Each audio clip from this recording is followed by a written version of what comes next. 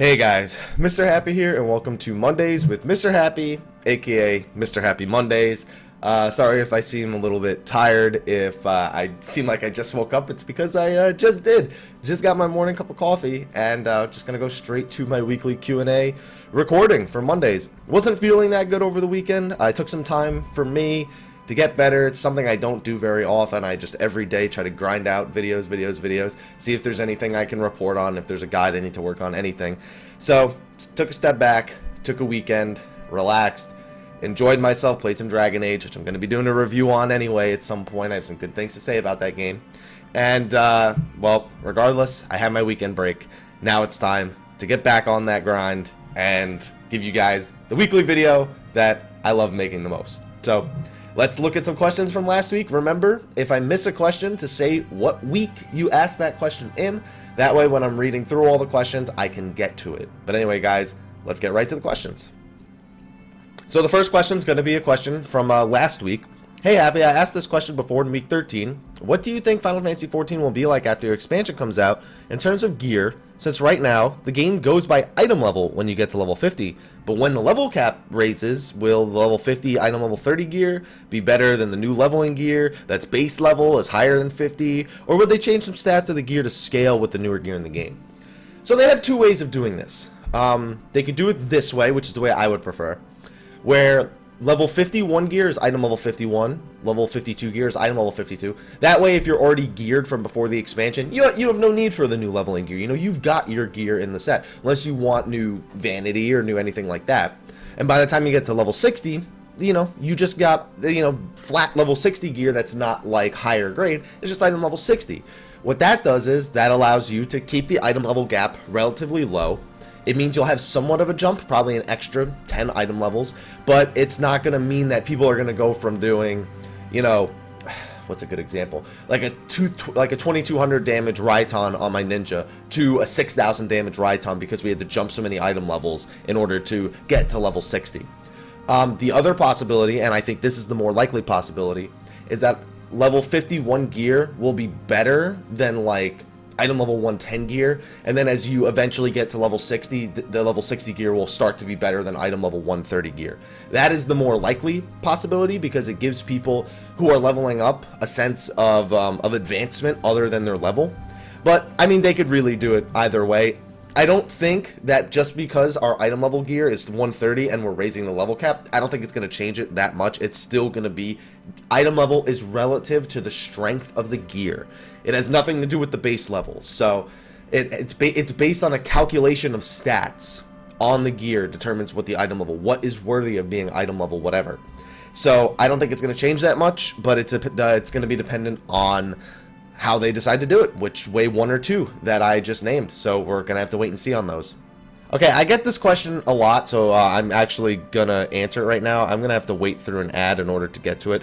But while the ad is playing, the question is, what's the title of your intro music? I got a message for that. I got that question right under the video. I've seen it in a bunch of places. I mean, I link under the video. Let me listen to my own video.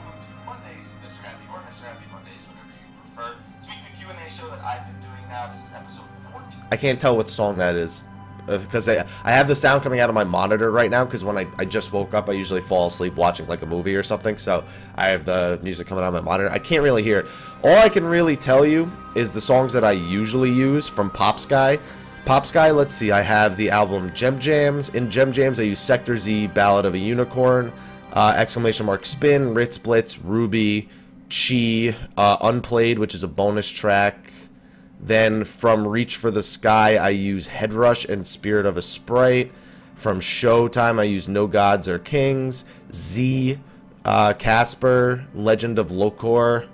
And then from...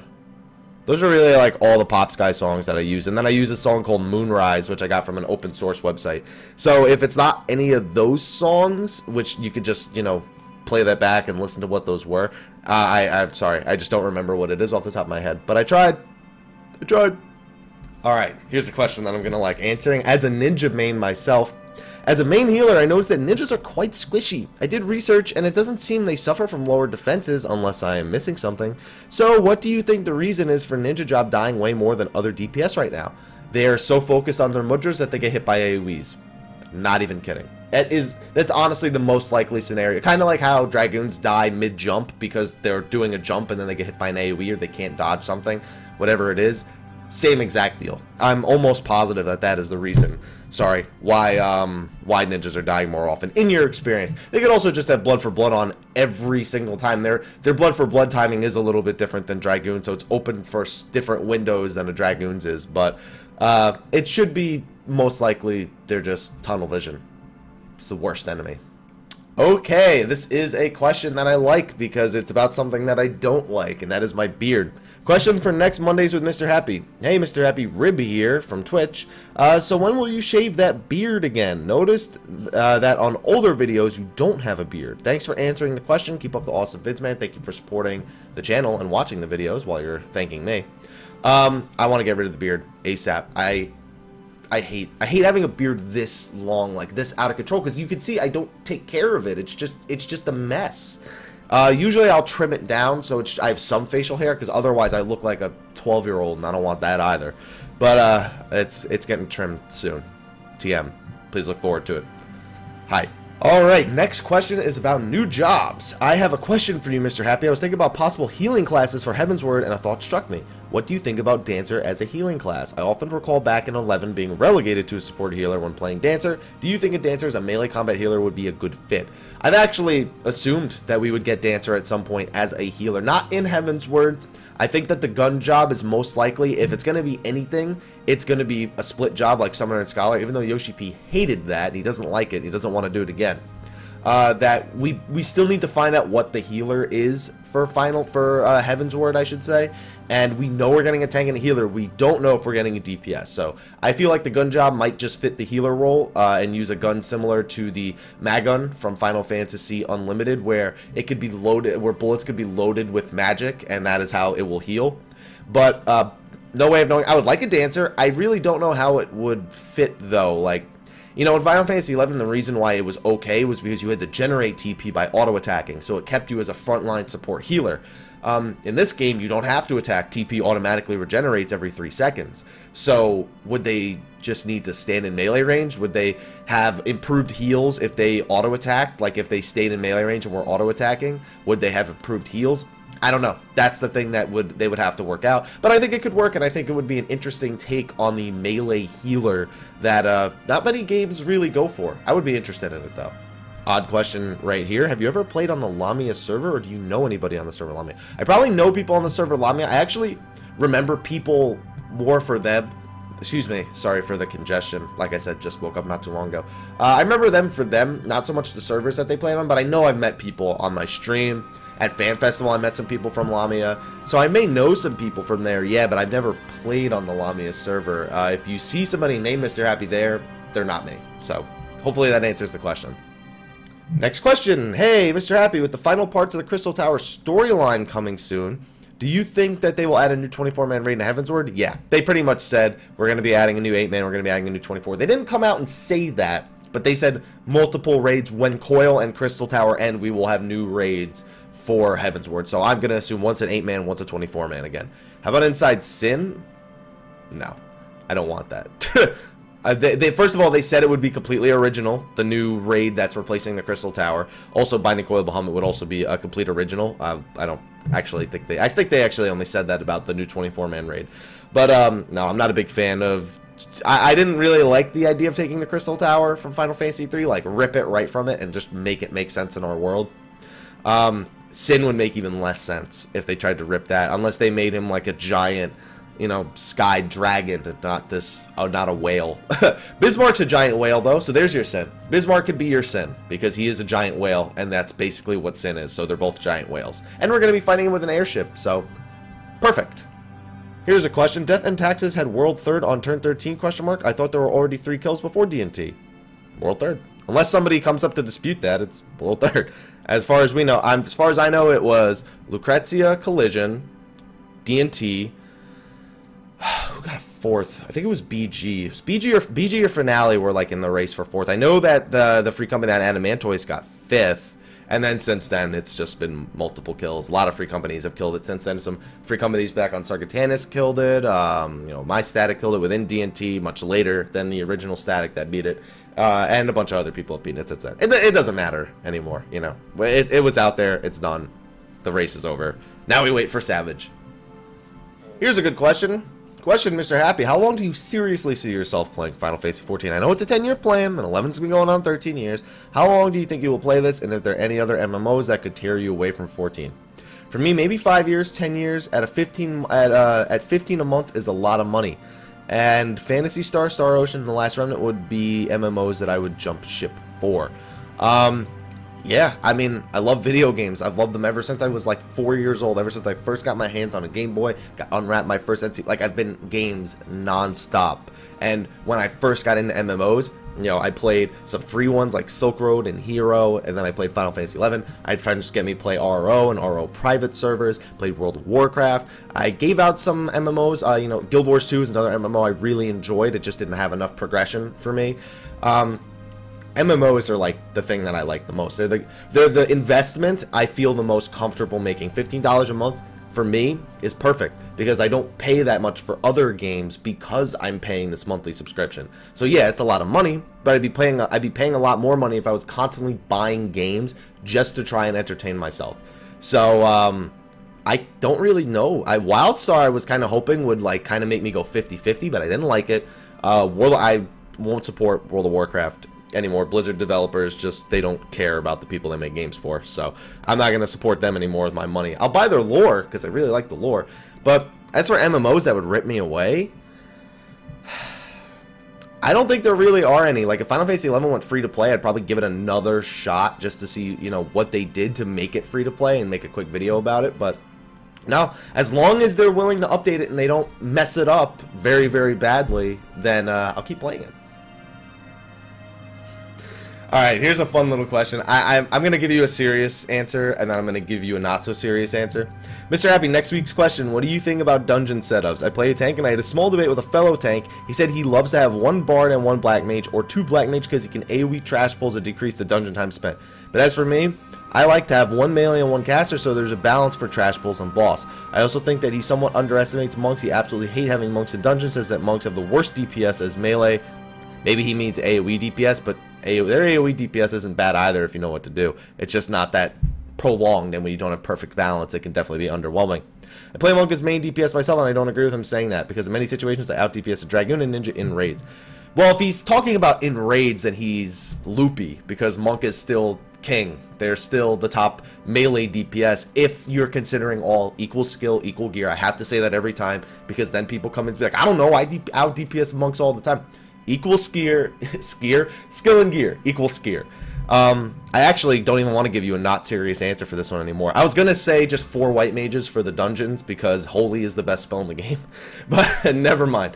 Just 1 paladin and 3 white mages actually. But regardless, monks are good. As for speed running, I would love to have 1 bard, 1 black mage, 1 white mage, 1 warrior. That's my dream team when it comes to speed running. But can't always get what you want, and speed running's not that big anymore outside of Snowcloak. I guess Karn you could do as well, but it's Monk is good. Don't let them tell you they're not. They're the best. I love them. Don't hurt me. Monks, please. Dragon kick. OP. Moving on. I read this question before I decided, because now I'm looking for more questions of people who said whose questions I missed in the previous weeks. So here's one. Re-asking this question, Happy. Considering they are making Dark a job from inception, do you think they will continue this trend going forward, or do you see them making any more base classes like they did with Rogue? Also, with this in mind, do you see them ever adding second jobs for any of the existing base classes? When I read Inception, my brain did stupid things when I read the word Inception. I know what you meant. They're making it from scratch with no base class. I would like to see them remove base classes altogether. I think that even for, like, it doesn't even help the cross-class system, because you could just have the jobs have all those abilities and then cross-job, and it's the same abilities. It's just, to me, it's just a pointless lore mechanic, and it's one of the few things left over from 1.0 that is just a waste of time. So I would love to see them phase them out altogether. So I think they might still make more base classes, unfortunately, but I hope they don't. I hope it's all no base classes from this point on, and only the original you know, 9 base classes if we include Rogue that we have from now on. I would love to see it go that way. I don't think it will. As for second jobs, I think that I'd rather just see them phase out classes and then just release second jobs. I don't really know how that would work, but I'd imagine it could still work out the same way, you know, get Monk to 15, and I don't know. It would cause them to have to change a lot of the way that the job quests are done right now, but I think they could do it, and it would be perfectly okay. Think about it. How awesome would it be to start as a Scholar from level... That's the only thing that's kind of weird, is Summoner and Scholar, just because who gets Arcanist? They both have Arcanist's abilities, and then they just have their own 5 job abilities. That's the only place where it's kind of weird. But all the other jobs that don't have split, all the other classes that don't have split jobs like that would have a way easier time. I think it would also just be nice, hey, I want to play a healer, so I'm going to play DPS for the first 30 levels as Arcanist. I didn't like that either, so you pretty much were forced to play your Conjure to 31st. I don't know, I have a lot of different opinions about it, and I could be here all day. I think that they should just get rid of classes altogether and just focus on implementing new jobs. Alright, as I said, right now I'm looking for questions from previous weeks, since there's no point in me saying, hey, ask your questions here and say they're from previous weeks if I never get to them. So, hey, Mr. Happy, sorry for the long question from week 12, but here it is. Why does it seem like no one is concerned about the current free company system? Outside of having your friends stick with you to the end, there's not a lot of incentive to keep other members with you, nor to help you out as a community. It seems like as many players as you get for your static, if you can't provide that, they leave you. Not a single person wants to deal with leading anyone. And I can't do it all myself, so I had to just rework my free company into a social one. I was hoping they'd add something like goals or whatever to free company members would strive to assist each other, as opposed to force members to do... Okay, so that's more of a result of this current generation than it is of the free company system. Unfortunately, people play a game with a purpose nowadays. Very few people just play a game to be social. Some people join a free company, they don't get a static in it, they end up finding a static with another free company, but sticking with their current free company because they like it better. I know people who do that, but there's a lot of people that only want to socialize with the people that they're raiding with, and that's more the problem. They are adding the free company airships, which is a goal that free companies can work towards together. We don't know what the reward system will be like, but that, is one of the things that you were looking for. As for the static problem, yeah, I could say that that definitely is still a problem, regardless of it also being a result of this generation only playing with a purpose and not really just playing to socialize and have fun. Yeah, it's a mix of those things. So, what could they do? More goals. The free company airship should help a little bit, but ultimately, if people want to raid and they can't find a raid group in their free company, they're going to look for other places. That's just the result of having people who are more focused on raiding than they are on socializing. As long as their priorities are set that way, that's where their priorities are going to take them, and there's really nothing you can do about that. So I'd say free companies are mostly business. Social, link shells is good. I know people who use link shells for raiding as well, as opposed to free companies, but it's up to the individuals, and you can't control them. So even with goals, ultimately, if they want to raid, and there's no raid group for them, they'll probably go elsewhere. It's just the truth. Next question is another question from week 13. Hey, Mr. Happy, question from week 13. Last week, I had a question about how you thought they might buff Dragoon and when. Your Dragoon buffs incoming video cleared up most of your original question, but you did mention that you were working on another video which actually had your thoughts on what they might do specifically. So I guess a more relevant question would be, do you have an ETA on that video? Also, do you have a Reddit where the community can come and brainstorm with these? I don't have my own kind of Reddit. You could just use the Final Fantasy XIV Reddit for that. I don't think I'm important enough to have my own Reddit. That would be like, I don't know, it would have like one post a week, and it would have like no replies. So that would be like, I don't know, it'd be kind of lame if I had my own Reddit. ETA on that video, I did it in the buffs video. I went over where they could see specific improvements. So, I guess it's still that video. I guess the video's already out then. I guess is the answer to your question. Kinda, sort of, yeah. Yeah, I mean, I do go over specifics, you know, where they could reduce cooldowns, where they could increase potencies, where they could add raid utility. I went over that in that video. So, alright, another question from week... You know what I just realized? Eventually I'm going to get to a point where I end up answering all previous week questions, and then I end up having to answer next week are all week 14's questions. It's going to end up happening. I've just started a vicious cycle for myself that's never going to end. I asked on episode 13, thank you again for your time. Here's my question. Mr. Happy, what do you think the new race will be in A Realm Reborn? And does bringing a new race really matter, since picking a race is more of the character's looks and so forth? It doesn't really impact your class, unlike other games like World of Warcraft, where your race can impact your class somewhat, or even Final Fantasy 11 races can make a difference like Gulka White Mage. Thanks again. Well, for some people it does. For Black Mage, race choice is actually one of the most important things, just because it can be the difference between getting, I think, 251 piety or not getting 251 piety. But you could always change that with minor gear changes or minor stat changes, putting some points into piety. But for some people, the race is the most important thing, because people love aesthetics in this day and age. That's why League of Legends does so well, because they're free, but they sell aesthetics. They sell, you know, IP boost and experience boost. That's one thing that they, but the biggest thing they do is sell skins. Like, that is their biggest thing. And basically, if you implement a new race, people not only buy the expansion, they buy Fantasias to change to the new race, they buy extra Fantasias in case they don't want to be the new race, they buy even more Fantasias because they like the new race, but they couldn't change something in the aesthetician, so they do it all over again. It's a big deal. They make a lot of money on just Fantasias because people love changing the look of their character so often. Having an extra race incentivizes that even more. So it's a pretty big deal. It's probably not going to have that big of an impact on your actual gameplay, but it is going to have an impact on how often you want to buy Fantasias. It's a big thing for them. So that's my answer. Holy crap. I think I'm going to have to do 2 Mondays with Mr. Happy this week. There's so friggin' many of them. Oh my goodness, there's no way I can get through all these questions. I haven't even scratched the surface of how many questions there are here. And now I'm wasting even more time talking about how I can't even remotely get through all these things. Guys, you have asked so many questions. Thank you for asking all these questions, though. I do appreciate it. Don't stop asking questions. So let's see. So you were playing Dragon Age. Here's another one. What's up, Happy? So you were playing Dragon Age Inquisition on your PlayStation 4. I wanted to hear your opinion on it so far. Do you like it, and how does it compare to the other two for you? I only played the first Dragon Age briefly because I was playing World of Warcraft at the time, and all I was like, I think I'll just go play World of Warcraft instead. Didn't pick up Dragon Age 2. From what most people tell me, that's a good thing. But Dragon Age Inquisition, the first hour was not good. Every hour after that, it just got better and better. That's the only thing I'll tell you. I'm not going to go over it, compare it to things. I'm going to do a fully fleshed out video, like 30-minute video on all of the things I liked and didn't like about the game. So, but overall, it's been a positive experience for me. It's one of the few games in the past few years, other than like 14, where I've just had fun. Like, even with the problems, even with the glitches, the bugs, even with some of the things I don't like, ultimately, I'm having fun. And that's something I feel like was lost upon this generation of gamers, where it stopped being about having fun and it started being about justifying why you wanted to play this game. If, you know, like, oh, game's $60, bad facial expressions, oh, that means it's worth $10 less.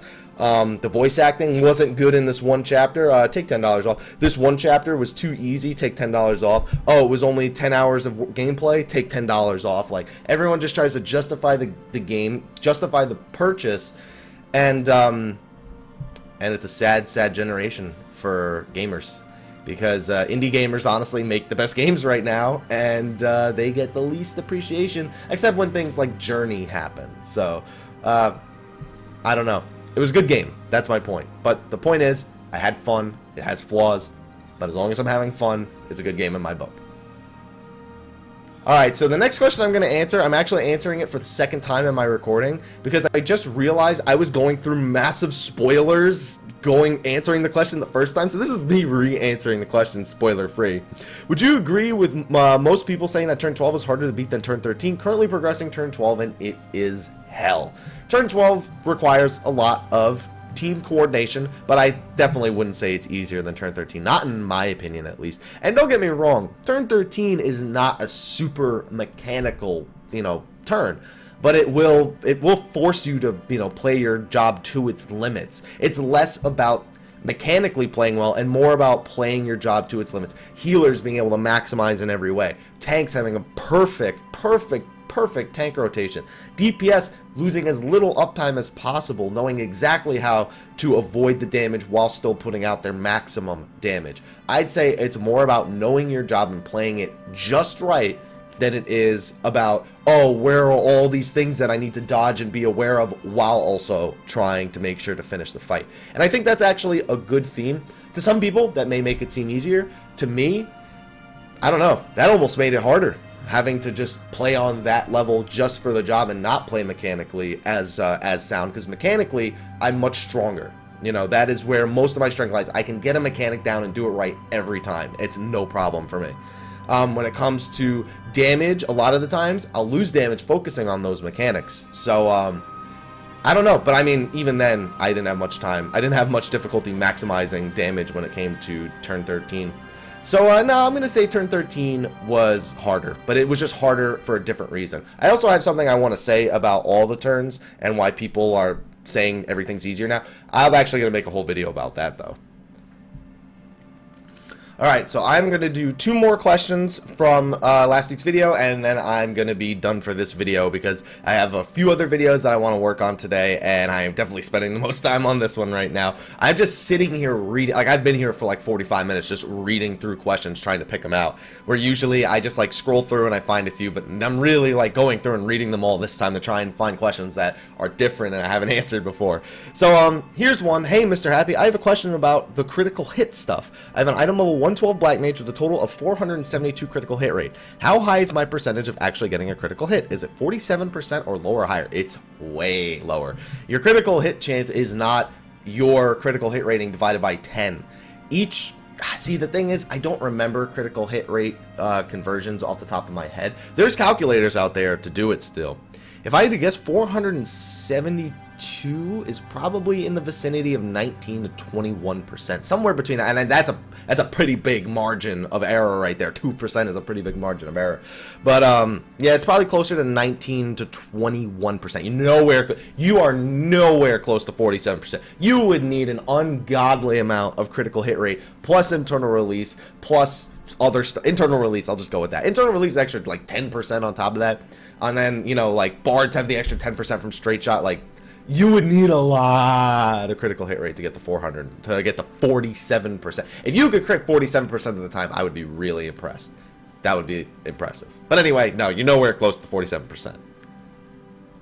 Alright, so I actually see 2 questions from last week that I want to answer. So I know I said that I would only answer 2 more, but there are 2 questions from previous weeks that I feel like I can answer them both pretty quickly, so I'm going to do those right now. I'm going to copy and paste this from my question back in week 11. Okay, here's my question. I'm doing some brainstorming. Do you think Square Enix will add something along the lines of open-ended dungeons? For example, you go into a dungeon, you have several paths to choose from, or it could be a vast field-like dungeon, or maybe a dungeon with alternate final bosses. Basically, it sounds like you're describing WildStar's adventures, because those were very open-ended. You had to pick your path. Everyone got to vote on where they were going to go and whatnot. I think they could, and I think that that's something they could definitely consider. Heavensward is a place where that almost makes more sense with the landscape and the way that it works. And I would actually welcome those things, as long as they don't do it exactly like WildStar did. WildStar became super toxic with adventures, because when the game came out, whenever you wiped on an adventure, or if you took too long doing the adventure, your rewards were reduced. And I actually thought it was a good idea to incentivize, you know, playing well and really understanding your role. Unfortunately, for the health of the game, it was extremely toxic, and it caused a lot of levers, and it just wasn't good overall. I would like it, though. I would like Final Fantasy XIV to do an implementation of something like WildStar's Adventures, open-ended dungeons where you get to kind of pick your own adventure book, you know? And the other question that I want to answer is a question from last week. First question, with the way gear is scaling upwards, do you think they will implement Tier 5 materia? I thought they were going to implement Tier 5 materia way before now. If they only implement Tier 5 materia in Heavensward, it'll tell me the item level isn't jumping all that much, because if the item level was jumping like to be double of what it is now, or like 50 points higher than what it is now, they would need Tier 5, 6, 7 materia. And you can already get grade 5 carbonized matter from, I think, a main story mission, but there's no Tier 5. I don't even know why they did that. But regardless, yeah, I think that they need to implement Tier 5 materia, and maybe even higher than that in Heavensward. What are your thoughts on secondary stats versus primary stats? Primary stats are way better. Is it ever acceptable to keep lower item level gear sacrificing the main stat in favor of better secondary stats? That is a super rare occurrence. Like the gear on the stats on the new gear have to be abysmal compared to what you can get on the old gear. Most often, you'll see that comparison with old pentamelded item level 110 gear versus newer gear with higher int, but like crappy stats. I think the Bard best in slot list was mathematically shown to be better with 2 item level 110 pentamelded crafted pieces. I saw a guy post that on Reddit, and at first I clicked it, I was like, there's no way that's true. And then I looked at the math and I was like, okay, well, you can't dispute math as long as all those numbers are correct. This guy's right. Like, you can't dispute it. Math is undisputable. That's assuming that the gear scaling hasn't changed, which it may have, but regardless, I mean, yeah, it can be, but it's not common. No, you're never just going to be like, well, I have this item level 110 body piece that's got critical hit rate determination, but I've got this new body piece that's got accuracy and skill speed. That's actually going to look like a pretty dire situation, but you got to remember that it takes, I think, 3 determination to match one of your main stats somewhere. It's really close to that depending on your job. So even then, it would have to still be a lot of determination, and you can't account for skill speed not meaning anything, and you have to account for that accuracy allowing you to get better gear on other pieces of gear, assuming that is your best in slot. Obviously, it's hard to describe, but there are situations, they're just super rare where you would do that. But anyway, guys, those are all the questions I'm going to answer for this week. I'm going to get working on a couple of other videos for the day. Now that I'm feeling a little bit better, I feel like I can get on that grind, and we will be okay. But anyway, guys, thank you for watching, and be sure to ask your questions for next week. I might even have to make a second video this week to answer questions from week 14, because there's so many of them. There's so many unanswered questions, and now next week they're all going to say question from last week, and I'm going to be like, the questions from this week won't even get a chance. So we'll see what happens, but I'll try my best to answer as many as I can. Anyway, guys, thank you for watching. Thank you for asking all your questions, and until next time, take care.